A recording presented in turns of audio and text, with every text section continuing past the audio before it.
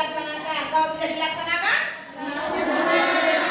hukuman. Jadi ini yang buat ibu guru. Kalian tinggal mematuhi. Nah, tetapi sepertinya peraturan-peraturan ini banyak juga yang tidak mematuhinya, tidak keluar dari dalam hati karena ya. Jadi sekarang coba kita akan merubah peraturan kelas itu menjadi keyakinan kelas. Apa itu keyakinan? Apa? Yang kamu yakini gitu. Keyakinan itu pikiran ya, pikiran, perasaan yang keluar dari mana? Ya, jadi gini. Kalau ini keluarnya nggak dari hati kamu, tapi dari hati ibu. Nah, sekarang ibu mau yang keluar dari hati kamu untuk membuat supaya kelas kita ini lebih tertib. Apa yang akan kita buat? Coba kira-kira. Nah, kamu nanti akan menuliskan di sini. Satu orang menuliskan di sini apa yang mau dibuat untuk kelas kita. Seperti apa bunyinya? Nah, ini berapa orang? 2, 4. Nah, buat satu kata boleh, satu kalimat boleh, apa maunya? Tidak. Di dan boleh itu.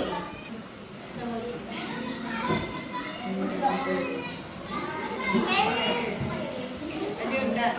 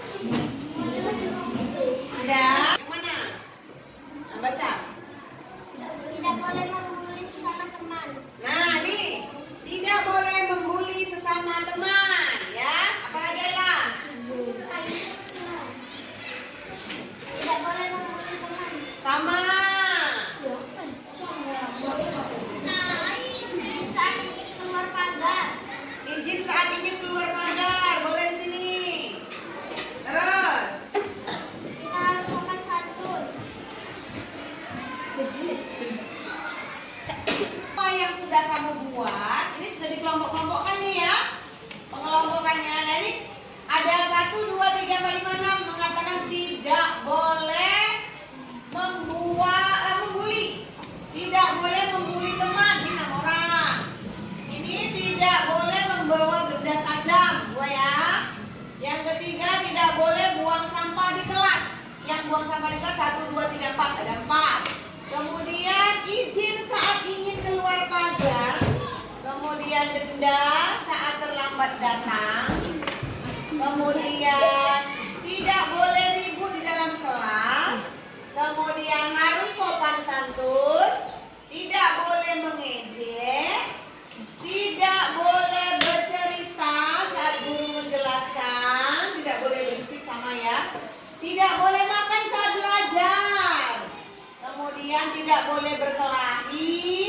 Tidak boleh bermain dalam kelas, tidak boleh caci maki, dan tidak boleh mencontek saat ulangan. Ada 13, ya ada 13. Nah dari 13 ini kita perhatikan kalimatnya, tidak boleh ini, tidak boleh itu. Kata tidak boleh itu kata positif apa negatif? Positif. Tidak boleh kata negatif. Jadi kita buat menjadi kalimat yang lebih positif, yang lebih sopan gitu. Jangan tidak boleh ini, tidak boleh itu. Itu masih peraturan. Coba peraturannya kita ganti menjadi keyakinan. Keyakinan itu bahasanya lembut, kalimatnya positif, tapi punya arti. Nah, sudah dulu Jun.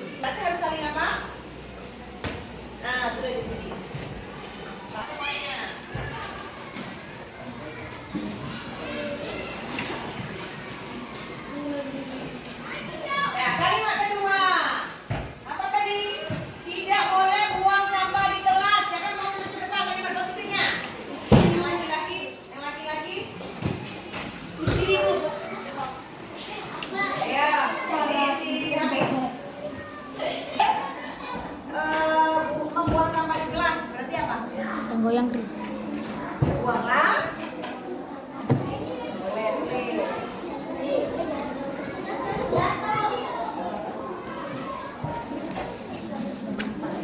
Banggaan gitu nih. Buanglah.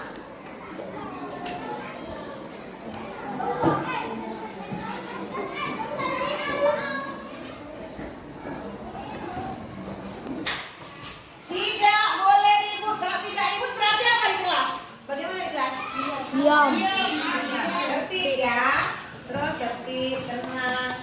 Gitu kan? Coba, siapa yang terus depan? Anak boleh? Jarak.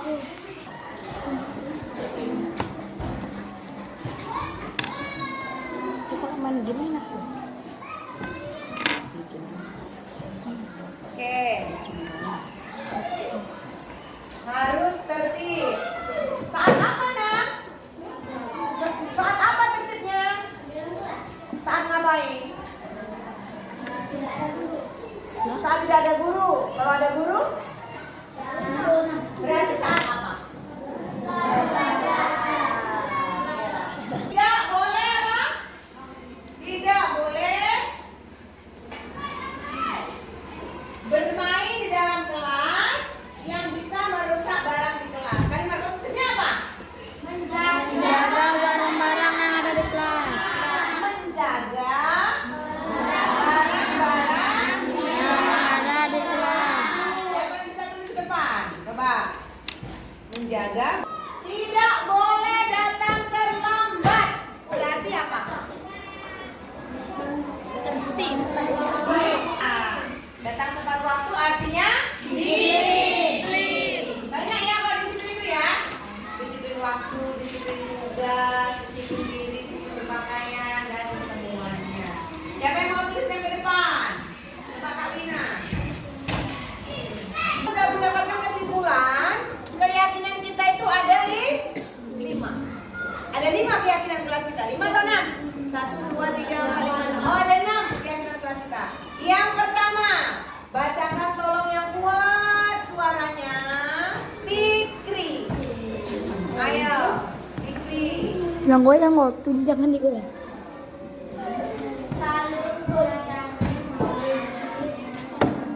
Nah, baca yang kuat, nak. Saling menyayangi, Terus. menghormati. Udah keras belum? Lihat dibaca Fikri, yang lain mengikuti. Coba sini, nak. Saling menyayangi,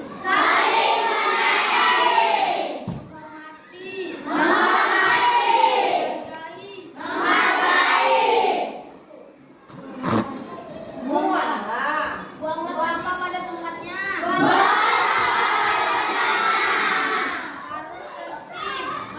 Harus tertib saat belajar. Menjaga barang-barang di dalam kelas.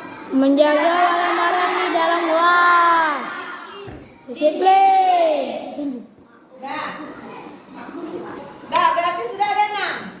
Disiplin, menjaga barang-barang dalam kelas, saling menyayangi, menghormati dan menghargai, buang sampah pada tempatnya, dan harus tertib saat belajar. Siapa yang buat tadi? Siapa yang buat? Kita bersama. Bersama. Siapa yang harus melaksanakannya? Kita. Kita bersama. Jika ini tidak dilaksanakan berarti kita tidak menghargai diri kita sendiri. Kita yang buat, kenapa kita tidak melaksanakannya? Artinya kita tidak menghargai diri kita sendiri. Jadi jadilah kita manusia yang menghargai diri. Sendiri. Oke, sudah selesai keyakinan kelas kita. Boleh tepuk tangan untuk kita semua.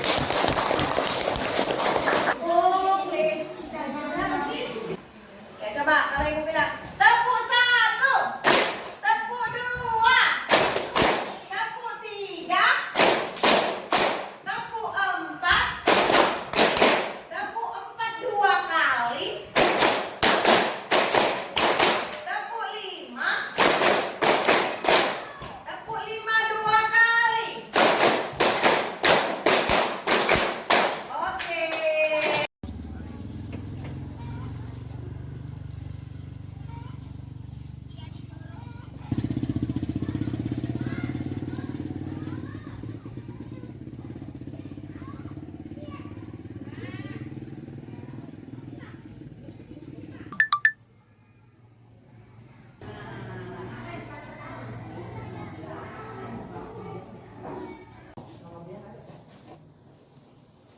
Bismillahirrahmanirrahim.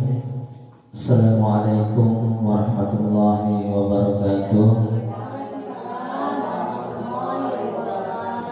Alhamdulillah rabbil alamin.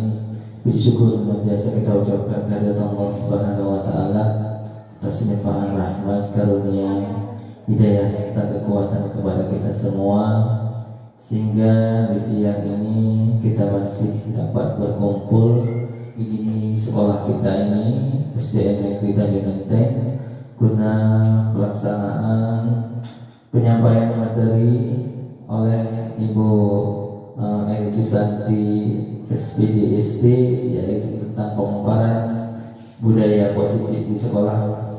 Selawat dan salam dan intinya kita saling sajikan kemampuan alam bagi kita besar Nabi Muhammad SAW yang telah membawa umatnya dari zaman jahiliyah menuju zaman yang penuh cahaya Islam seperti sekarang ini. Pertama sekali penghormatan saya yaitu kepada Ibu Kepala Sekolah SDN Tanjung Genteng beserta Bapak-bapak dan juga Ibu Guru yang berhadir pada kegiatan kali ini. Di sini saya selaku moderator ingin memaparkan susunan acara. Yang pertama yaitu pembukaan oleh saya sendiri, kemudian acara yang kedua yaitu kata-kata sambutan dari Ibu Kepala Sekolah SDN Negeri Tanjung Genteng, kemudian yang ketiga yaitu penyampaian materi tentang penerapan budaya positif di sekolah yang akan disampaikan oleh Ibu Eni Susanti SPDSD. Tidak meninggalkan waktu untuk masuk ke acara yang kedua yaitu kata-kata sambutan yang akan disampaikan oleh Ibu Kepala Sekolah. Kepada Ibu, waktu dan tempat kami persilakan. Assalamualaikum warahmatullahi wabarakatuh. Puji syukur kita panjatkan kehadirat Allah Subhanahu wa taala yang mana pada hari ini kita masih diberinya nikmat, yaitu nikmat kesehatan sehingga kita dapat berkumpul di SD Negeri Tanjung Genteng yang kita cintai. Salawat berandakan salam kita sanjung pujikan kepangkuan Nabi besar Muhammad SAW yang tentunya nanti bila kita sering membaca atau mengingat dia, semoga kita dapat syafaat yang mulia kelak. Yang saya hormati Bapak Ibu Guru SD Negeri Tanjung Genteng yang hadir pada hari ini. Saya ingin mengucapkan sepatah dua kata-kata, yaitu di acaranya Bu Eli, yaitu yang merupakan salah satu teman kita yang ingin menyampaikan materi, yaitu menumbuhkan budaya positif di lingkungan sekolah. Semoga saja materi yang akan disampaikan oleh Bu Eli menjadi hal positif juga atau dapat diterapkan di sekolah kita sehingga sekolah kita mendapatkan hal-hal yang positif dan untuk kemajuan sekolah. Saya rasa hanya ini yang dapat saya sampaikan. Akhirul kalam, wabillahi taufiq wal hidayah. Assalamualaikum warahmatullahi wabarakatuh.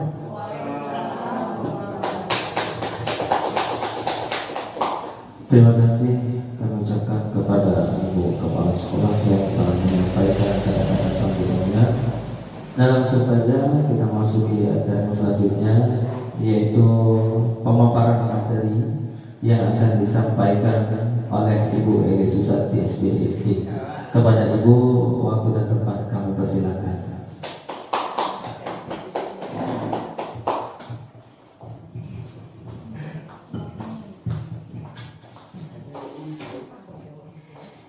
Assalamualaikum warahmatullahi wabarakatuh.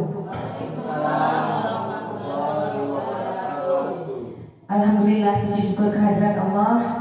Hari ini kita masih diberi kesehatan sehingga Bapak Ibu semua beserta saya bisa berkumpul di sini untuk membantu saya menyelesaikan pendidikan.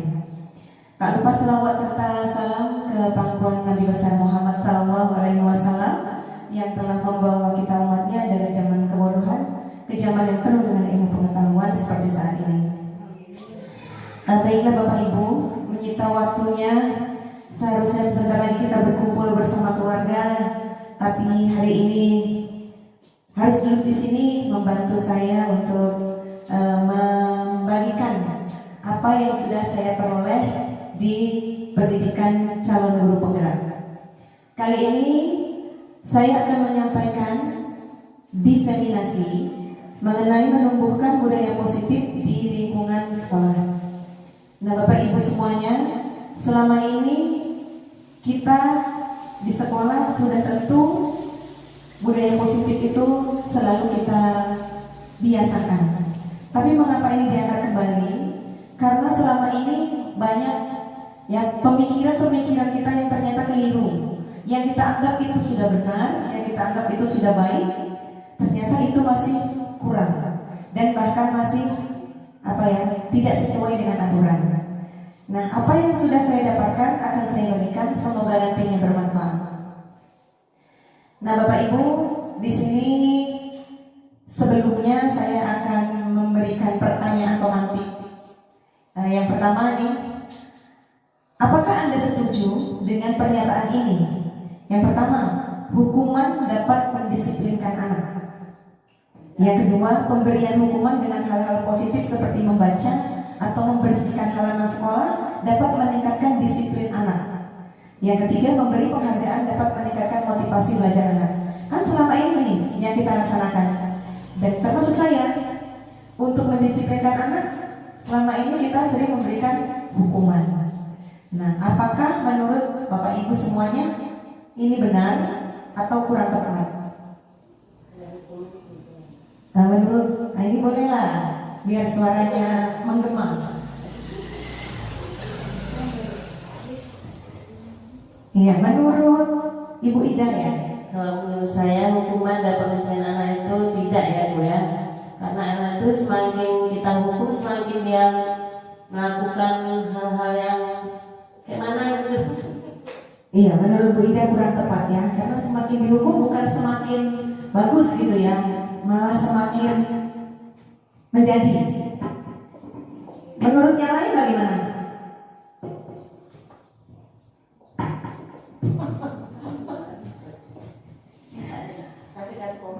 Pak Dini, hukuman dapat mendisiplinkan anak. Kalau menurut saya sih pertanyaan ini dari nomor 1 itu saya setuju. Kemudian alasan nomor 1 setuju kenapa? Karena dengan dikasih hukuman, anak tahu kesalahannya, mengapa dapat hukuman, sehingga salah satunya efeknya kalau memang itu memang positif buat anak, dia tahu sama kedua pemberian hukuman yang dengan hal-hal positif seperti membaca itu saya rasa juga bagus sebagai pengganti hukuman dalam bentuk lain. Kemudian yang ketiga, penghargaan, wah itu lebih bagus lagi. Artinya dengan kata lain, saya baru tahu ini ada hukuman ketiga, meningkatkan motivasi. Mungkin saya pikir-pikir ya sangat bagus. Berarti bukan hanya hukumannya, bukan kira-kira sanksi apa, ternyata di sini memberi penghargaan. Saya kira baru kali ini saya dijumpai hukumannya memberi penghargaan. Malah biasanya kalau saya itu malah sebaliknya, bukan memberi penghargaan, udah pasti hukuman, bisa jadi semacam jongkok atau berdiri. Kali ini kok luar biasa, saya tengok, wah menarik sekali. Ya, terima kasih Bu. Ya, terima kasih buatnya Bapak Ibu. Nah, di sini hukuman dapat mendisiplinkan anak. Kemudian pemberian hukuman dengan hal positif seperti membaca dapat meningkatkan disiplin anak, dan juga memberi penghargaan dapat meningkatkan motivasi. Rata-rata kita semua setuju ya.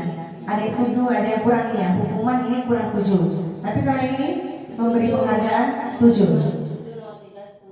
Nah, apakah benar selama ini pemikiran kita, ataukah kita harus beralih dari pemikiran ini ke pemikiran yang lain? Nah, kita lihat slide selanjutnya. Nah, hari ini sebelum kita akan membahas itu semua, tapi untuk mengetahui ke sana, kita akan mempelajari yang ini. Dalam topik diseminasi saya ini ada 6 hal. Yang pertama, disiplin positif dan nilai-nilai kebajikan universal. Mungkin asing bagi kita semua di sini.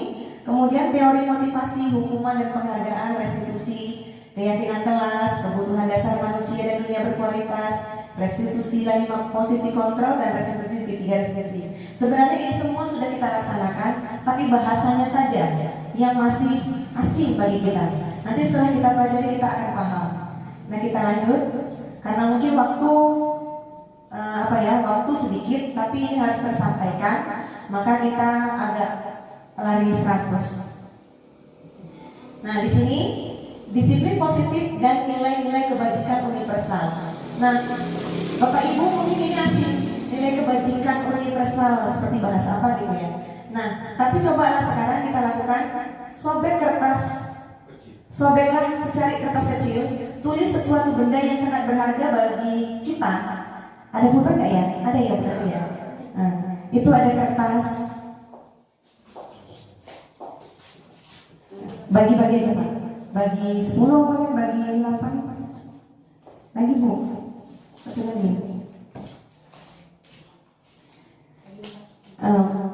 Tuliskan satu benda yang paling berharga menurut Bapak Ibu tanpa diketahui teman sebelahnya. Apa aja boleh? Apa itu?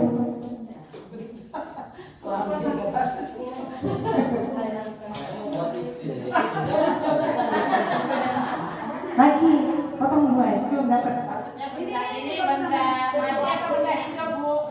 Apa aja boleh yang paling berharga di untuk kita hidup.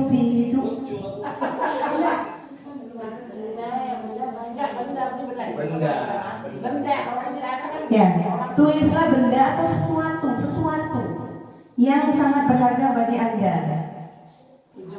Udah itu dilipat, digenggam, cari pasangannya, jangan bapak sama ibu ya. Dan usahakan kemudian lipat kertas, genggam di salah satu tangan Anda, seperti ini. Teman Anda akan mencoba mengambil kertas itu dari Anda dengan berbagai cara, dengan sekuat tenaga, bisa membujuk, mengancam, menghakik, merayu, menyuap, biar dibuka pasangan. Udah, Bu sama Bu Ida. Coba. Paksa supaya terbuka. Yang satu melindungi supaya nggak terbuka. Oh, Bu Ida ikhlas. Itu berusaha gantian berusaha.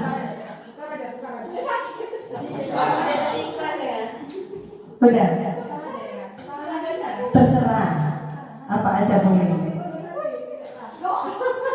Udah ya. Intinya apa? Intinya bukan disuruh lihat apa isinya. Bukan. Nah, intinya begini. Intinya kan selama ini kita berparadigma, coba gini. Ada yang tadi secara ikhlas memberikannya. Ada yang jangan sampai kapan tuh jangan, enggak, pokoknya enggak.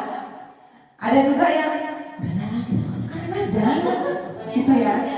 Nah, mulai bagus ternyata begitulah selama ini ilusi kita perasaan kita sudah mengontrol murid. Kau jangan begini. Perasaan kita bisa mengontrol murid, padahal yang mengontrol diri murid itu siapa? Atau yang mengontrol diri kita sendiri siapa? Kita sendiri. Apa kita mau ngasihkan atau enggak itu urusan kita. Ya terserah kita gitu. Berarti selama ini kita pemikirannya murid itu bisa kita kontrol, padahal sebenarnya itu yang mengontrol diri murid itu ya dia sendiri. Yang mengontrol diri kita ya kita sendiri. Nah, kemudian ada yang kedua, ilusi bahwa semua penguatan positif itu efektif dan bermanfaat. Ada yang tadi, udahlah, kasih aja sama aku. Ya dengan usaha apapun, dirayu, disogok, diapa gitu kan. Usahakan ditarik. Ternyata ada yang, udahlah sesuai kebutuhannya berarti. Kalau dia kebutuhannya, iya juga ya, duit aku butuh, kasihnya apa yang dia punya. Atau yang lain, enggak, ini tetap punya aku, rahasiaku, enggak dikasih. Nah, jadi itu tadi, semua penguatan positif efektif bermanfaat. Belum tentu kan ternyata kan. Ada yang udah merayu nih, ini yang bermanfaat, belum tentu bermanfaat bagi si anak kalau kita ke anak tadi. Nah, kemudian ilusi bahwa mengkritik dan membuat orang merasa bersalah dapat menguatkan karakter. Mengkritik kita kalau kalau kita membuat orang merasa bersalah itu seperti apa ya? Kalau membuat orang merasa bersalah itu kita suka bilang sama Ina, kamu nggak sayang loh sama ibu udah capek loh nak, dari tadi malam ibu ngurusin ini masa kamu nggak bisa? Ini dari kemarin ibu ajarin loh, masa nggak bisa juga kasihan sama ibu, jangan terus lagi ya. Nah, itu membuat merasa bersalah. Kita selama ini merasa benar, apakah ini benar atau salah? Kita lihat nanti ke dalamnya. Kemudian ilusi bahwa orang dewasa memiliki hak untuk memaksa. Kita kan guru, aku gurumu, kamu harus ikut aku. Nah, selama ini kita begitu. Ya, apakah itu salah? Mungkin ada benarnya, mungkin ada salahnya. Kita lihat saja. Nah, kita harus punya perubahan paradigma. Paradigma apa itu sih, Pak Den? Pola pikir. Mantap kali, Pak Den. Paradigma itu pola pikir. Jadi kita harus punya perubahan pola pikir. Dari ilusi itu perasaan kita ya. Dari ilusi kontrol menjadi teori kontrol. Jadi dari stimulus respon menjadi teori kontrol. Nah, ini contoh kalimat stimulus respon. Kita mencoba mengubah orang agar berpandangan sama dengan kita. Misal gini, lu murid lo itu aja kok nggak bisa, padahal soalnya mudah. Nah, jadi kita berusaha mencoba supaya murid itu berpandangan sama dengan kita itu mudah gitu. Kemudian yang benarnya kita harus berpikir seperti ini. Kita berusaha memahami pandangan orang tentang dunia. Kita memahami pikiran dia. Oh, setahu dia kayak gini ya. Kita harus paham ke situ. Kemudian perilaku buruk dilihat sebagai suatu kesalahan. Selama ini kita gitu. Ini memang kebiasaannya yang buruk kali. Padahal semua perilaku itu punya tujuan. Apa sebabnya dia berperilaku begitu? Itu dia punya tujuan. Jadi belum tentu buruk apa yang dia lakukan. Walau di mata kita kelihatan buruk, tetapi semua perilaku itu punya tujuan bagi dirinya. Seharusnya kewajiban kita apa? Kewajiban kita itu mencari tahu apa tujuan dia. Kemudian orang lain bisa mengontrol saya. Itu pikiran kita yang lama. Harusnya kita berpikir hanya Anda yang bisa mengontrol diri Anda. Kemudian saya bisa mengontrol orang lain. Itu pikiran dulu. Seharusnya sekarang Anda tidak bisa mengontrol orang lain. Pemaksaan ada pada saat bujukan gagal. Jadi kalau kita bujuk anak udah gagal, oh paksa nih, coba nih, gitu kan. Nah, tapi harusnya sih kolaborasi menciptakan pilihan-pilihan baru. Ajak anak bicara untuk menemukan apa yang dia mau. Kemudian yang terakhir model berpikir menang atau kalah. Itu dulu. Sekarang model berpikir menang atau menang. Kok gitu ya? Nah, kemarin dulu kita. Karena potong-potong waktu. Makna disiplin. Disiplin itu berasal dari bahasa Latin disiplinan, artinya belajar. Sebenarnya arti disiplin itu belajar. Tapi nyatanya disiplin sering diartikan sebagai tertib dan mematuhi aturan. Itu kita sekarang. Nah, untuk mewujudkannya sering dilakukan dengan hukuman. Agar murid bisa berperilaku benar bukan dengan hukuman sebenarnya, tetapi bahwa mereka untuk memahami alasan mengapa mereka harus mengikuti, sehingga terbangun motivasi intrinsik bukan ekstrinsik. Murid yang disiplin adalah murid yang bisa bertanggung jawab terhadap apa yang dilakukannya, karena mereka berbuat berdasarkan pada nilai-nilai kebajikan universal. Maksudnya apa? Nah, selama ini murid kita mau mendisiplinkan murid. Disiplin itu membuat murid belajar gitu sebenarnya. Nah, tapi kita melakukannya dengan hukuman. Jika mereka tidak mengikuti apa maunya kita hukum. Nah, padahal hukuman itu memang kalau kita hukum murid nurut. Tapi sementara ada kita. Kalau tidak ada kita, merdeka. Nah, begitu. Jadi itu tumbuhnya bukan dari dalam diri, tapi dari luar diri, ekstrinsik. Kalau ada kita mungkin nggak ada kita lupa. Nah, jadi kita harus berpikir yang berbeda sekarang supaya ada atau tidak ada kita, mereka tetap termotivasi untuk disiplin. Apa itu nilai-nilai kebajikan universal? Kira-kira Bapak Ibu ada tahu nggak ya? Nilai-nilai kebajikan ini kayak bahasa orang apa gitu? Iya, universal ini menyeluruh, artinya tidak pandang agama, tua, muda, siapa kamu, siapa saya. Universal menyeluruh. Jadi nilai-nilai kebajikan itu tentu kebaikan. Jadi nilai-nilai kebaikan, kebiasaan-kebiasaan yang sudah baik, yang sifatnya siapa saja bisa mengikutinya. Tuh. Kemudian ini dia, nilai kebajikan universal. Nilai kebajikan itu adalah sifat positif manusia yang merupakan tujuan mulia yang ingin dicapai setiap individu. Jadi kata kuncinya ini sifat positif. Kemudian nilai tersebut bersifat universal, artinya nilai kebajikan yang telah disepakati bersama. Kemudian nilai kebajikan yang ingin dicapai anak Indonesia itu sekarang adalah profil pelajar Pancasila. Jadi sifat anak Indonesia yang ingin dicapai ini: beriman, mandiri, bernalar kritis, berkebinekaan global, bergotong royong, dan kreatif. Kita lanjut. Nah, lanjut teori motivasi. Sebenarnya ini menyambung ya Bapak Ibu, tapi karena singkat-singkat agak-agak sedikit. Teori motivasi itu ada 3. Seperti tadi, anak-anak bisa melakukan kedisiplinan. Motivasinya ada 3 macam ini. Ada yang motivasinya untuk menghindari ketidaknyamanan atau menghindari hukuman. Daripada dihukum, kayak kita pinjam, daripada potong gaji gitu ya. Kemudian yang kedua, untuk mendapatkan imbalan dari orang lain. Nah itu motivasi. Kita kan suka beri hadiah tuh, beri hadiah anak-anak yang bisa, ini sampai bisa dapat ini. Kemudian itu ternyata motivasi intrinsik, bukan dari dalam diri. Kemudian untuk menghargai diri sendiri. Jadi sebenarnya di antara 3 ini, yang baik menurut Bapak Ibu yang mana? Kemana Bu Anu? Pakai ini kenapa Bu Anu? Iya, kan yang begitu. Menurut Bu Anu yang mana yang paling baik? Untuk menghargai diri sendiri. Iya, yang paling baik berarti kalau anak termotivasi untuk menghargai dirinya sendiri. Iya, ini saya akan menjadi orang yang seperti apa jika saya melakukannya? Muncul dari dalam diri anak pertanyaan seperti itu. Kalau kita hukum yang ada dalam diri anak, apa yang akan terjadi kalau saya tidak melakukannya? Apa rupanya kalau saya tidak melakukannya? Konsekuensinya apa? Itu pertanyaannya. Kemudian kalau untuk yang mendapatkan imbalan, terus apa yang akan saya dapatkan jika saya melakukannya? Itu berarti motivasi dia supaya dapat imbalan. Bu, kalau saya bisa hadiahnya apa? Nah itu berarti dia termotivasinya masih dari luar diri. Jadi kalau nggak ada hadiah, udah nggak mau ngerjain. Nah gitu. Jadi usahakan jangan memberi hadiah berupa pas ketika proses belajar ya Bu. Kemudian apa yang akan untuk menghindari ketidaknyamanan. Jadi hindari kalau bisa hukuman ini paling terakhir ya kita lakukan. Kemudian imbalan juga jangan. Jadi bisa seperti apa? Jadi kalau imbalan gak usah, hukuman gak usah, jadi apa yang kita kasih? Motivasi seperti apa? Ya kadang-kadang gini Bapak Ibu, kayak kelas 1, ayo siapa yang bisa baca untuk kasih permen? Yang bisa baca saja bisa apa? Yang bisa baca terus-terusin, besok dia lagi.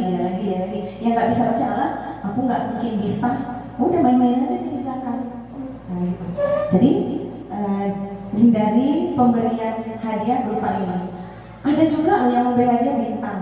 Siapa yang ingin nanti beri bintang? Ternyata itu juga kurang tepat. Jadi lebih bagus apa? Tepuk tangan itu lebih bagus ternyata Bapak Ibu. Kemudian pujiannya tapi gak usah gini. Tengok contoh dia ini.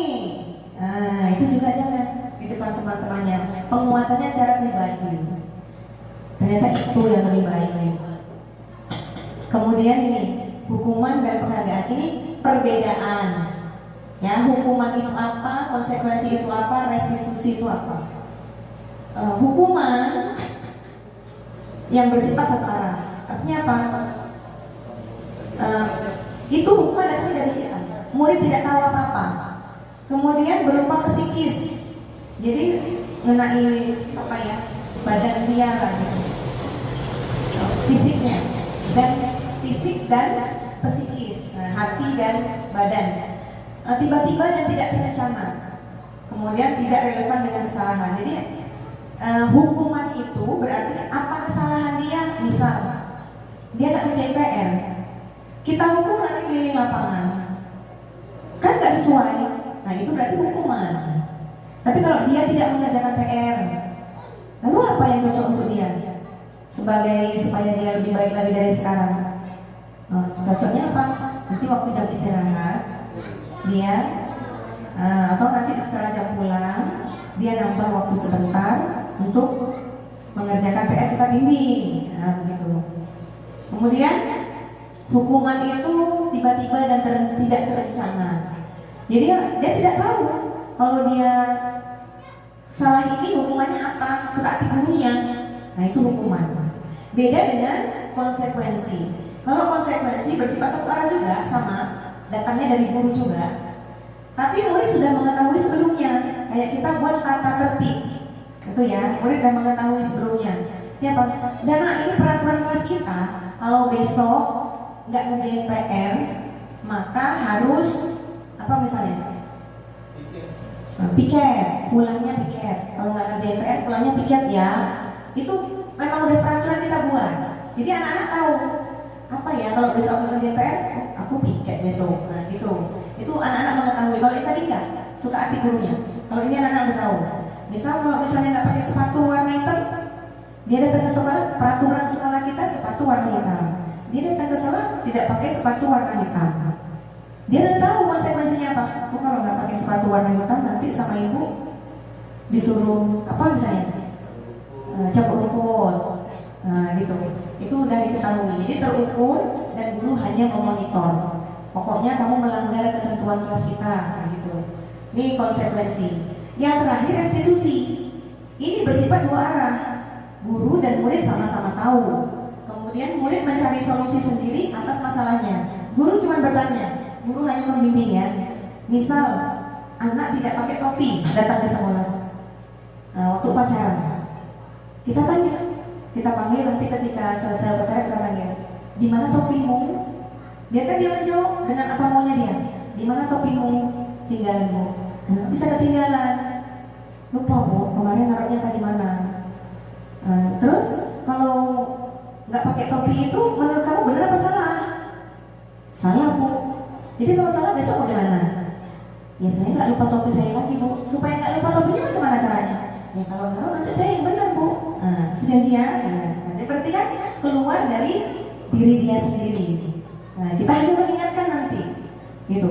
Selama ini mungkin kita kalau nggak pakai topi buku, gara-gara nggak pakai topi hormat bendera. Nyambung nggak sih kira-kira antara nggak pakai topi sama hormat bendera? Ya itu berarti udah hukuman. Nah kemudian, nah ini dia, yang benar tadi, yang benar yang ini ya Bapak Ibu ya, yang ini yang benar, yang ini masih jauh dari kata benar. Ini sudah mendekati, ini yang paling tepat. Nah, jadi kita sekarang berada di posisi mana? Nah, kita masing-masing mereksi diri ya. Kemudian restitusi. Apa itu restitusi? Nah, restitusi adalah proses menciptakan kondisi bagi murid untuk memperbaiki kesalahan mereka, sehingga mereka bisa kembali pada kelompoknya dengan karakter yang lebih kuat. Jika murid berbuat salah, guru akan menanggapi dengan mengajak murid berefleksi tentang apa yang dapat mereka lakukan untuk memperbaiki kesalahannya, sehingga mereka menjadi pribadi yang lebih baik dan menghargai dirinya. Panjang kali ya Bu? Murid harus bertanggung jawab atas perilaku yang mereka pilih, namun mereka juga belajar dari pengalaman itu untuk membuat pilihan yang lebih baik di waktu yang akan datang. Dan yang terakhir, jika guru memberi solusi atas perilaku mereka, maka murid akan kehilangan kesempatan untuk mempelajari keterampilan berharga. Jadi gini kuncinya Bapak Ibu. Dari yang segini panjang, ajarkan murid bertanggung jawab atas perilakunya. Ya, kan mereka mau mereka jahat, mau mereka baik, itu ada tujuannya. Ya, mereka punya tujuan. Suka kali ganggu murid, suka kali ganggu temannya sih ini waktu belajar. Itu dia punya tujuan sebenarnya. Mungkin ingin diperhatikan, mungkin dia lapar karena tadi mamanya nggak bawa jajan, kawannya makan diganggunya, bisa jadi. Ya jadi kita harus melakukan restitusi. Ini ngobrol sebenarnya, ajak murid bicara, kemudian ajak supaya dia itu bertanggung jawab atas perilakunya tadi. Jangan keluar dari kita. Kamu harus ganti pulpen dia yang kau patahin. Jangan. Nih, ayo pulpen dia udah patah. Terus, kira-kira kamu ngajak dia, marah apa enggak? Marah Bu. Terus kalau marah, macam mana supaya buat dia gak marah lagi? saya nggak tunggu bapaknya, kan itu keluar dari dalam diri dia sendiri. Nah itu yang dimaksud dengan restitusi. Ini yang harus kita kembangkan. Jadi kalau kita yang memberi solusi, nah pulpen dia udah kau patahin, sekarang kau ganti, itu keluarnya dari kita. Nah dia tidak akan pasti memecahkan masalah nanti. Waduh, kami. Ya kemudian disinilah sebenarnya murid belajar. Ya disinilah murid belajar menemukan solusi atas masalah-masalah dia tadi. Nah kemudian, nah ini tadi hukuman atau konsekuensi. Oh sebenarnya gini ya Pak.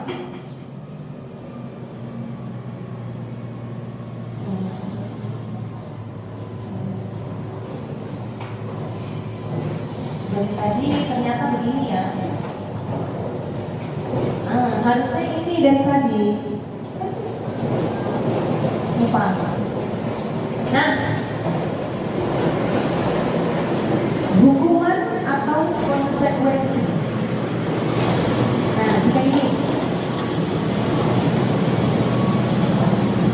membersihkan tumpahan air di atas meja teman karena tersenggol pada saat belajar. Nih, ada anak nyenggol air minum temannya saat belajar tumpah. Terus sama gurunya disuruh membersihkan tumpahan air di atas meja teman karena tersenggol pada saat belajar. Ini kira-kira hukuman atau konsekuensi. Pakai mie lah, pakai mie. Kalau saya itu jawabannya konsekuensi. Konsekuensi ya Pak. Kenapa Pak konsekuensi Pak? Karena di situ kan cuma hanya menumpahkan air pada saat belajar punya teman. Karena tidak sengaja makanya murid itu kita beri padahal bukan dalam bentuk hukuman, tapi bagaimana dia bisa diperbaiki atau membersihkan tumpahan air yang disebabkan oleh dia tersenggol tadi. Sehingga dengan adanya demikian kita nggak memberikan dokumen, tapi bagaimana memperbaiki yang sudah salah juga air yang kembali supaya meja kawannya kembali tidak merasa disebutkan kepada Iya Pak, benar sekali. Jadi membersihkan tumpahan air di atas meja teman karena tersenggol pada saat belajar itu relevan dengan kesalahannya. Ya tumpah airnya bersihkan. Nah, bukan menumpahkan air teman terus genjot. Nah itu nggak relevan. Itu namanya hukuman. Berarti ini benar konsekuensi. Kemudian, benar. Kemudian lari mengelilingi lapangan basket 2 kali karena terlambat hadir ke sekolah. Kira-kira menurut Bu Darina, menurut Bu Darina apa?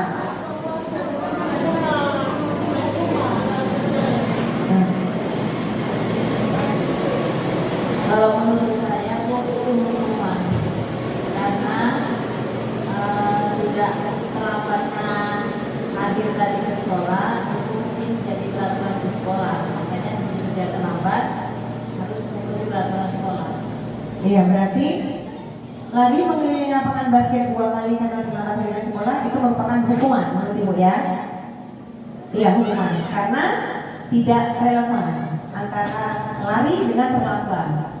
Ya, selanjutnya membersihkan WC sekolah karena mematahkan pensil temannya. Kurang apa? Hukuman. Karena apa, Pak Ram? Karena WC dengan mematahkan pensil kan enggak relevan ya, nyambung. Ya, kita lihat benar hukuman. Yang selanjutnya membersihkan coretan yang dibuat di dinding kelas. Bu Anu, apa Bu Anu? Membersihkan coretan di dinding kelas. Menurut saya itu konsekuensi ya Bu. Iya, kita lihat kesalahannya. Iya, mantap sekali. Ya, coretan di dinding kelas dibersihkan, itu konsekuensi. Dia yang buat, dia yang bertanggung jawab. Yang terakhir, push up 10 kali karena tidak mengerjakan PR. Tidak. Makus. Kalau menurut saya itu hukuman. Karena tidak mengerjakan PR tadi. Ya. Tidak ada hubungannya PR dengan hukuman push up tadi. Benar sekali. Ya. Jadi push up 10 kali karena tidak mengerjakan PR tidak ada hubungannya. Jadi murid nggak tahu tiba-tiba aja disuruh push up gara-gara itu. Yang bukan peraturan. Ya lanjutkan. Keyakinan kelas ini, selama ini kita sering buat peraturan kelas. Ada nggak sih Bapak Ibu peraturan kelas ini masing-masing? Ada ya. Peraturan kelas ini ada. Di sini sudah kesepakatan kelas. Ini udah benar ini. Udah kesepakatan kelas. Kita lihat kalimatnya, menghargai guru saat berbicara. Ya, itu kesepakatan kelas. Kalau selama ini kita, mengapa keyakinan kelas, mengapa bukan peraturan kelas? Nah, Bapak Ibu, jadi selama ini salah peraturan kelas. Kalau peraturan itu siapa sih yang buat, Bapak Ibu? Gurunya ya. Kalau peraturan itu udah kita yang buat, tinggal tempel. Nih, nak peraturannya. Kalau melanggar peraturan, konsekuensinya ini. Nah, itu datangnya dari kita. Tapi kalau keyakinan kelas dibuatnya bersama-sama antara guru dengan murid. Nah, kalau kita belum buat, nanti kita buat sama-sama. Kemudian, mengapa keyakinan kelas itu penting untuk mewujudkan budaya positif? Karena apa tadi? Kalau kita buat sama-sama, anak sendiri yang buat berarti iya, benar sekali.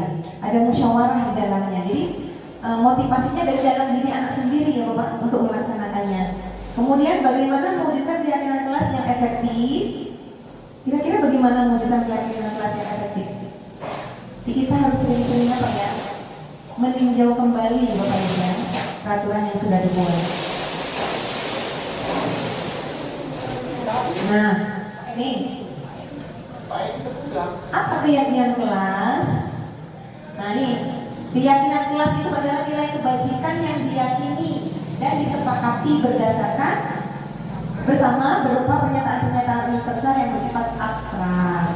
Jadi itu tadi, menghargai guru, menghargai teman, toleransi, begitu bunyinya. Kemudian berbentuk kalimat positif, nggak boleh dilarang membawa benda tajam. Nah, itu peraturan, karena kalimatnya negatif, dilarang. Jadi kalau kira-kira dilarang membawa benda tajam, berarti kira-kira kalau dipositifkan kalimatnya seperti apa ya? Kalau saya tidak membuang sampah sembarangan, nah itu dulu yang udah. Tidak membuang sampah sembarangan, positifnya apa? Iya, benar sekali. Buanglah sampah pada tempatnya. Itu peraturan kelas. Kalau yang tadi, jangan membuang sampah sembarangan, peraturan kelas. Kalau keyakinan kelas, buanglah sampah pada tempatnya. Nah, gitu kira-kira. Kemudian keyakinan kelas juga tidak boleh terlalu banyak. Supaya apa? Supaya mudah diingat. Sedikit tapi mengena di hati. Kemudian dapat diterapkan, jangan terlalu berlebihan peraturannya. Kemudian semua warga kelas ikut berkontribusi dalam pembuatannya dan bersedia meninjau kembali keyakinan kelas dari waktu ke waktu.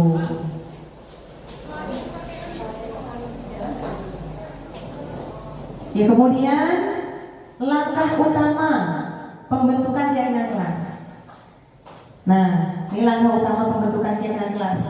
Bapak Ibu, langkah-langkahnya 1, 2, 3, 4, 5, 6. Kalau kita mau buat keyakinan kelas menjadi kelas, kan selama ini peraturan. Kalau kita mau buat keyakinan kelas kan bersama-sama tuh dengan anak.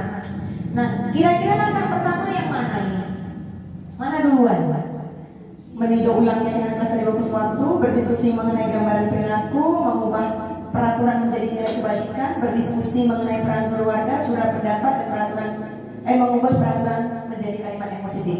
Mana duluan kira-kira? Mana Pak? Iya, kita tes ya Pak. Mana langkah pertama? Iya, benar sekali. Berdiskusi, curah pendapat, ya, memunculkan peraturan-peraturan yang perlu ditaati. Ini ya Pak, itu tertutup nih. Ya, curah pendapat yang penting ya, curah pendapat ya. Jadi semua anak-anak tuh boleh, masing-masing anak tulis apa maunya nih peraturan kelas kita. Bu, disiplin, jadi tulis sama dia disiplin, dia kan aja. Semua masing-masing tulis. Ya, kemudian langkah kedua, wow, no ketahuan. Yang mana kedua kira-kira? Habis curah pendapat. Tadi kan anak-anak bilang Bu, tidak boleh buang sampah sembarangan. Satu tulisnya gitu. Yang kedua, Bu, tidak boleh bicara saat belajar, gitu ya. Itu dari anak-anak tadi. Akan dari hasil surat itu tempel-tempel di dinding tadi hasil pendapat anak tadi. Nah, langkah kedua apa? Kita ubah peraturan kita menjadi kalimat positif. Nih, nah, misalnya tadi tidak boleh membuang sampah sembarangan, diganti menjadi buanglah sampah pada tempatnya. Itu bersama dengan anak, dengan diri kita sendiri. Ide datangnya dari anak. Ide benar. Guru hanya pengontrol, fasilitator. Nah, kemudian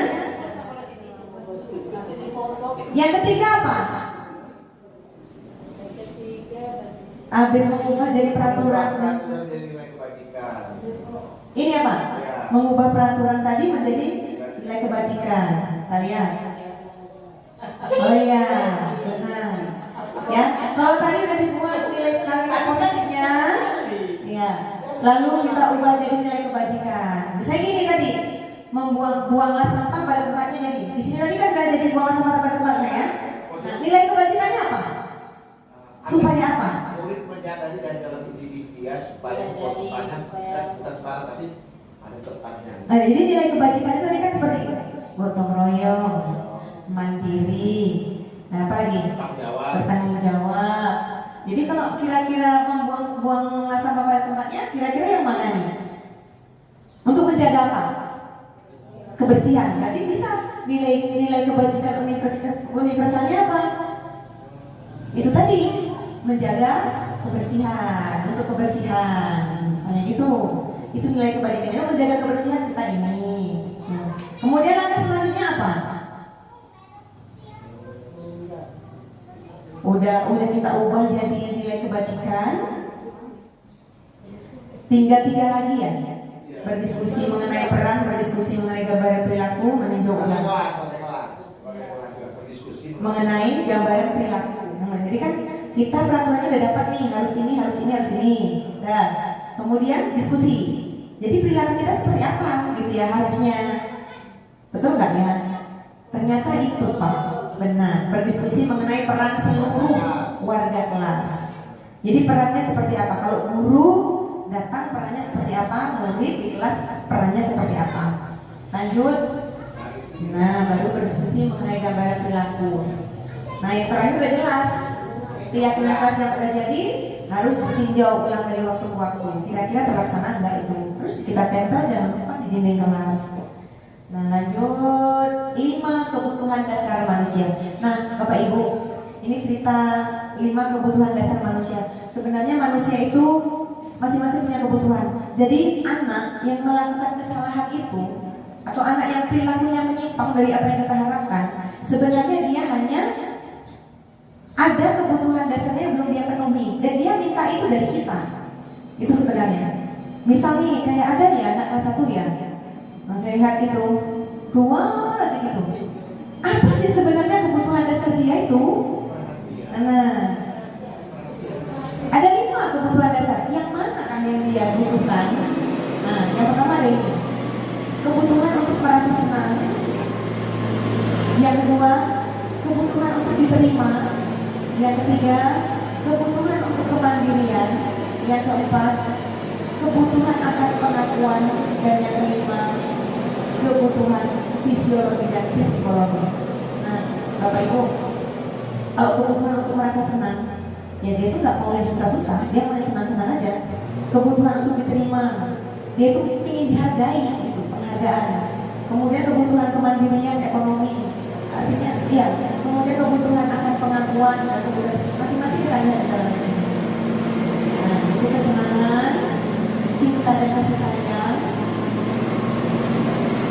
kebebasan, dia bebas, kemudian penguasaan dan bertahan hidup. Ini sebenarnya 5 kebutuhan dasar itu ini. Bertahan hidup misalnya ini bawa kalau dari rumah dia jadi nakal di sini, suka minta punya kawannya, berarti ini kebutuhan hidup, bertahan hidup. Kemudian dia dia itu ingin jadi pemimpin, tapi nggak kita jadikan pemimpin. Jadi dia jahat dalam kelas tuh, buat masalah aja gitu. Karena seharusnya dia pemimpin, tapi kita tidak menjadikannya pemimpin. Nah, itu berarti kebutuhan akan jahatnya dia itu karena ingin kita angkat menjadi sesuatu. Gitu. Nah, kemudian kebutuhan akan kebebasan. Dia bosan sama sama yang pelajaran cara ngajar kita gitu-gitu aja gitu. Makanya dia tuh overacting, buat masalah gitu. Karena apa rupanya? Karena dia bosan dengan cara mengajar kita, dia mau yang lain, yang sesuatu. Nah, dia berarti ingin kebebasan. Yang kemudian cinta dan kasih sayang. Mungkin di rumah dia kurang kasih sayang, dia butuh perhatian dari kita. Dan yang terakhir kesenangan. Ya, dia ingin apa ya? Suka ganggu kawan gitu. Kamu kenapa ganggu dia? Nggak ada, Bu. Iseng aja. Nah, itu berarti dia butuh kesenangan. Nah, dari macam-macam murid kita perilakunya. Nah, kita harus bisa menemukan setiap perilaku murid. Ini mana ya? Setiap perilaku murid itu ada ininya, ada tujuannya sebenarnya. Jadi kita harus mencari ini apa yang dia mau. Nah, kita lihat lagi, inilah kebutuhan dasar manusia. Bapak Ibu, Masya Allah. Di sini ada kasus, ya. Di sini ada kasus. Coba kita lihat, kira-kira ini apa kebutuhan dasar si anak ini. Tahun ini, Randy genap berusia 17 tahun. Ia senang sekali ketika ayahnya mulai mengajarkan cara menyetir mobil. Setiap akhir pekan ia berlatih menyetir. Ia terlihat senang sekali berlatih sampai akhirnya ia bisa menyetir mobil dengan baik dan lancar. Ketika ibunya bertanya pada Dimas, oh kok Dimas jadinya ya? Harusnya Randy. Apa yang membuat dia ingin bisa menyetir mobil ketika jawaban Randy atau Dimas tadi seperti berikut? Nah, ketika ibunya nanya, Randy, kenapa sih kamu ingin belajar mobil? Nah gitu. Kemudian dia marah kalau nggak diajari mobil. Dia mau diajari mobil. Kalau si Randy jawab begini, aku merasa bangga loh, Ma. Keren kalau bisa naik mobil itu. Nah, kira-kira ini kebutuhan dasar apa yang mau dipenuhi dia? Yang 5 tadi. Hah? Lupa yang 5 tadi apa ya? Kebebasan. Aku merasa bangga dan keren. Aku merasa bangga loh, Ma. Keren kalau bisa naik mobil. Merasa dihargai. Yang merasa dihargai ya. Coba kita lihat dulu. Penguasaan. Ini penguasaan. Merasa bangga lah berkuasa. Kemudian biar bisa diajak teman-teman naik mobil, biar bisa ngajak misalnya, biar bisa ajak teman-teman naik mobil loh, Ma. Itu apa berarti? Apa? Biar bisa ajak teman-teman naik mobil loh, Mama. Oh, lupa yang 5 tadi ya? Kita balikkan ke yang 5 ya.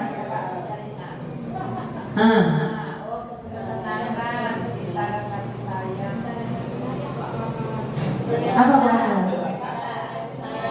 Kebebasan apa cinta dan kasih sayang? Kita lihat ya. Iya, kasih sayang ternyata. Dia ingin bersama-sama dengan temannya. Kalau yang ketiga, supaya bisa pergi kapan saja ke tempat yang aku mau. Iya, kebebasan. Menyetir mobil itu seru loh, Ma. Iya, kesenangan. Berarti kita nggak bisa nih menemukan kasus di anak-anak kita apa maunya. Nah, kemudian kalau ini kasus 2. Dina murid kelas 3, sepulang sekolah dia menangis dan mengadu pada ibunya bahwa dia benci pada Bulala gurunya. Menurut Bapak Ibu, apa yang berusaha dipenuhi oleh Dina? Jika jawabannya, nah, ibu guru bilang kamu tidak boleh bersenandung sewaktu mengerjakan tugas. Katanya kelas harus tenang. Kan nggak seru jadinya, Ma. Nah, itu kira-kira kebutuhan apa? Kebebasan. Pak seru, Ma. Kesenangan. Kemudian kali ini, ibu guru tidak menyapaku hari ini, padahal aku pakai jepit rambut baru. Benci sama guru jadinya. Iya, cinta dan kasih sayang. Nggak disapa dia pakai jepit rambut baru. Jadi besok pindah kalau dia pakai jepit rambut baru, dipuji mudah. Iya, dia kok dipuji. Nah, lagi dia, aku bosan, Ma, masa belajarnya cuma gitu-gitu aja. Apa itu? Kebebasan lagi. Iya. Selanjutnya, aku sebel tadi ibu guru nunjukin gambarku yang tidak rapi ke teman-temanku di depan kelas. Karena aku malu. Itu apa? Penguasaan. Malu dia sama teman-teman, gak ada harga dirinya gitu. Masih banyak lagi nih. 5 posisi kontrol. Ada ini posisi kita sebagai guru dalam mengontrol murid. Yang pertama ada guru yang penghukum, ada guru pembuat merasa bersalah, ada guru yang bertindak sebagai teman, ada guru yang pemantau, ada guru yang manajer. Kira-kira yang bagus yang mana nih?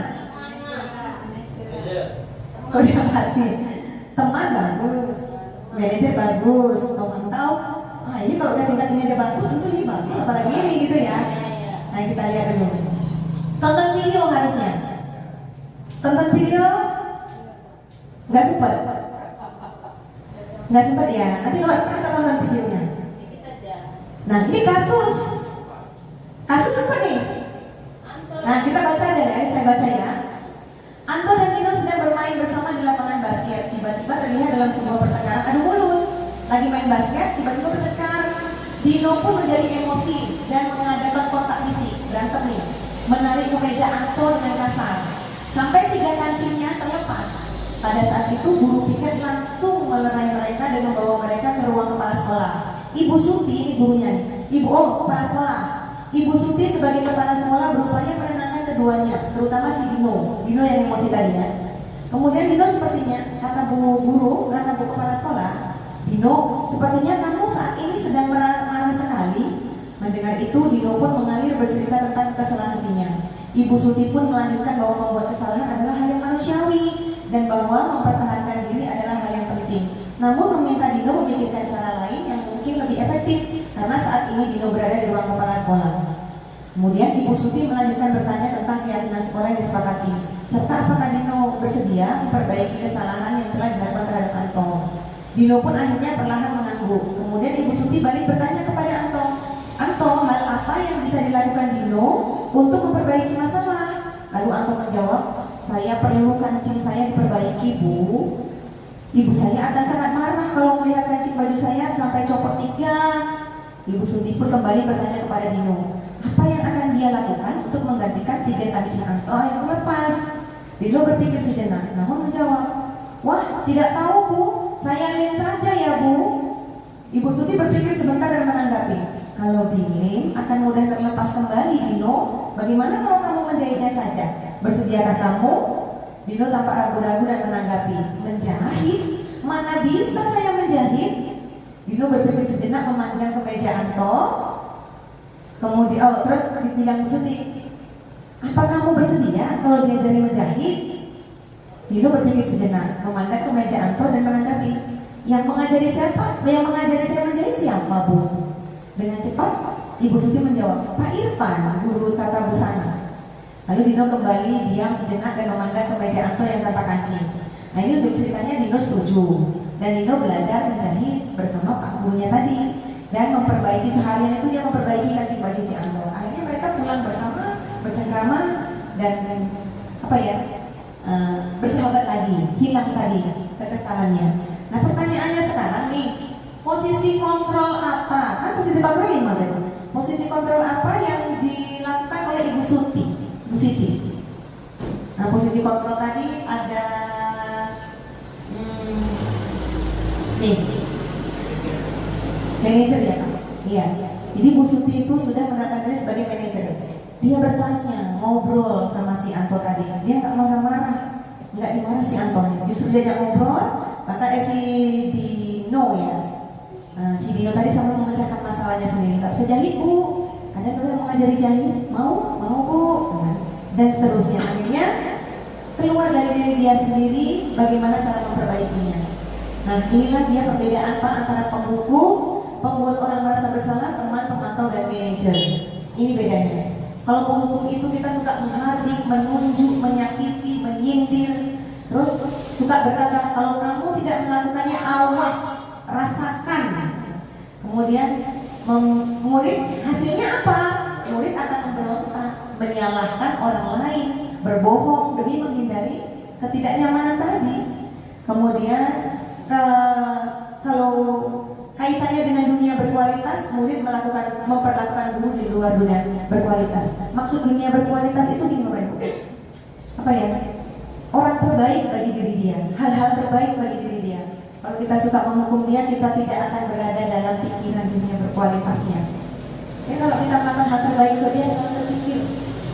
Nah begitulah kalau posisi pemantau nih, ini sebenarnya kita harus tahu bedanya nih. Kalau membuat orang merasa bersalah nih, suka dipakai balasannya halus. Ibu kecewa sama kamu nak, seharusnya kamu begini. Kamu seharusnya udah tadi ibu lelah, ibu stres, janganlah kayak gitu. Ini bahasanya lembut. Nah sebagai teman, suka gesan. Alah kamu kok gitu sih sama ibu, nggak bisa lagi apa, kalau datang lebih cepat lagi. Nah itu seperti sebagai teman. Kemudian pemantau nih, pakai konsekuensi. Kamu tahu peraturan kita, yang penting kamu udah melanggar peraturan. Apa hukumannya? Ikuti. Itu pemantau. Kalau manajer, ya mengajukan pertanyaan, melihat apa yang kita yakini, murid yakini itu apa, apa namanya? Kemudian murid meletakkan dirinya sebagai individu yang positif. Kemudian bagaimana caranya saya bisa memperbaiki keadaan? Ini pertanyaanmu di dalam hatinya. Lalu dia akan mengevaluasi dirinya. Jadi murid akan muncul kemauan dari dalam diri. Nah, jadi diharapkan di sini kita memposisikan diri sebagai manajer. Selanjutnya, nah, nih pertanyaan. Saya kecewa sekali dengan kamu. Kalau guru mengatakan saya kecewa sekali dengan kamu, dengan bahasa yang lembut, saya kecewa sekali loh nak sama kamu. Kamu kok nggak bisa buat ibu bangga sih? Nah, kira-kira ini posisi kontrol yang mana? Iya, benar. Pembuat merasa bersalah. Oh, kamu tidak pernah benar melakukannya. Kenapa sih? Kamu tidak pernah benar melakukannya sambil nunjuk. Kenapa sih? Kamu tidak pernah benar melakukannya. Masih sama aja kerjanya. Iya, penghukum. Kayaknya dia nggak laku ya Pak. Kemudian bertanya, apakah kamu tahu konsekuensi dari perbuatanmu? Udah tahu kan? Kalau kamu ini, kamu harus begini. Nah itu apa? Iya, benar. Pemantau. Ini kayaknya enggak. Kalau kali ditengok. Iya. Nah ini, kalau pertanyaannya begini, bagaimana nak kamu bisa menyelesaikan masalah ini? Aku manajer, iya, benar sekali. Kamu selalu yang paling terakhir. Yang pertama apa lu? Kok masa yang terakhir aja? Apa itu?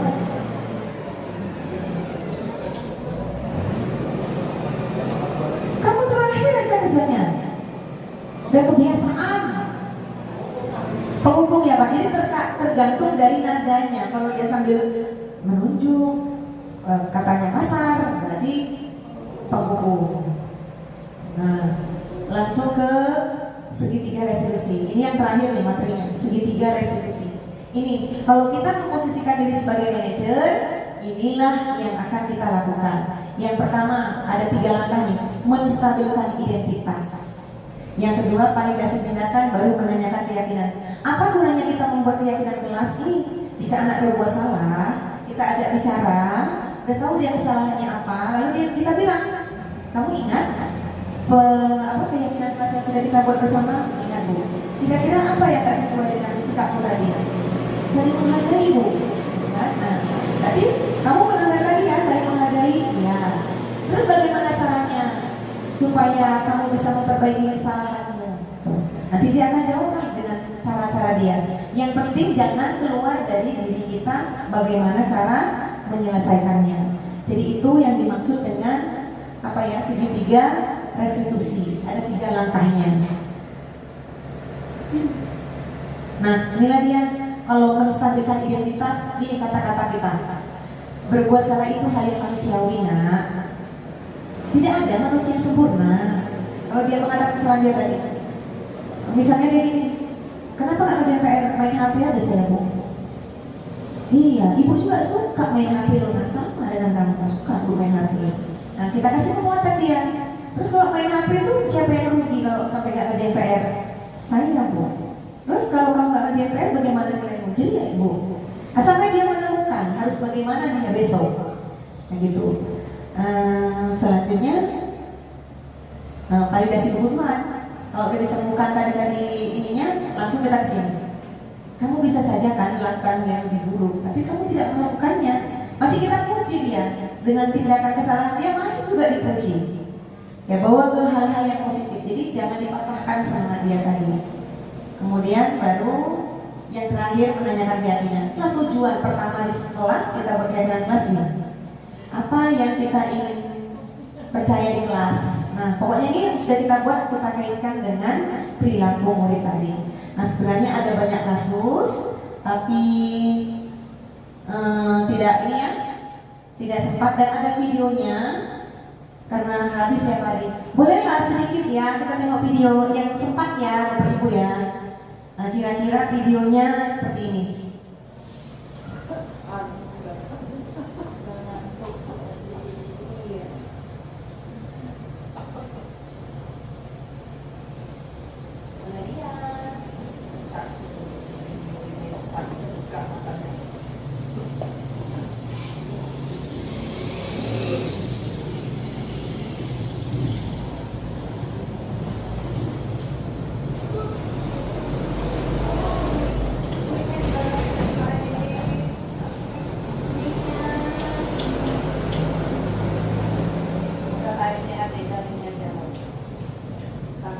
Ya, sambil nonton video, sambil saya menutup acara hari ini, terima kasih buatnya Bapak Ibu, rekan-rekan sekalian dari Ibu Kepala Sekolah yang sudah bersedia menghadiri kegiatan ini dan semoga kita semua bisa menerapkan budaya positif di sekolah kita menjadi lebih baik lagi.